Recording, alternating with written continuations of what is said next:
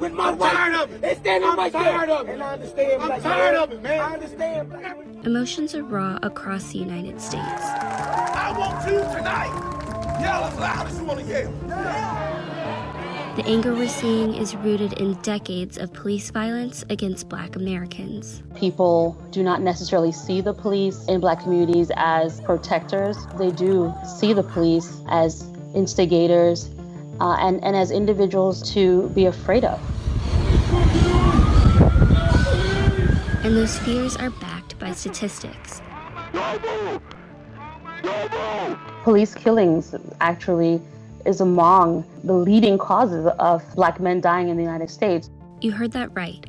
In fact, use of force by police is the 6th most common cause of death for Black men. It's just behind heart disease and cancer, with homicides and suicides at the top of that list. In Minneapolis, the city where George Floyd was killed by police, African Americans represent 19% of the population and 9% of police officers.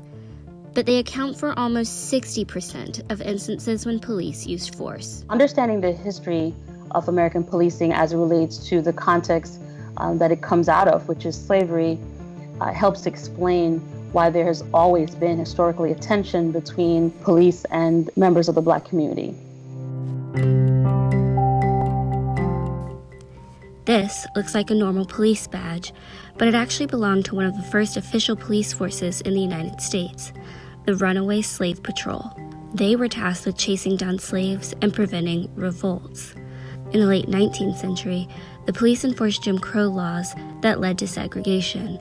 And a few decades later, lynchings happened at a rapid pace in the United States, largely because they were supported by local police. By the time we get to the 1960s, police forces are playing a key role in trying to suppress the civil rights movement and trying to limit the movements of activists, particularly throughout the U.S. South. The civil rights movement did bring about change, voting rights, and an end to segregation.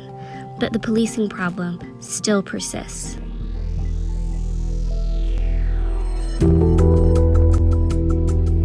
In the last decade, a national outcry over police brutality has often been followed by calls for change. In starting this career, we take an oath to serve and protect. I would like to say that that officer failed on both aspects. It's time that we take these bad officers and speak out against them and start holding them accountable and hold them to the same laws that we expect citizens to abide by. Some practices have changed. Most departments have begun using body cameras, and the Justice Department had launched investigations into the use of force. But since 2017, many of those have been shelved. But is your sense that you achieved any actual progress when you were chief? You sound quite powerless. I would say, yes, of course we made progress. But when you look at the death of George Floyd, it's really hard to look at any progress that you made and feel good about that. Use of force incidents in Minneapolis have decreased in recent years, but the share of African Americans involved has remained the same. Remember, they represent merely 19% of the population.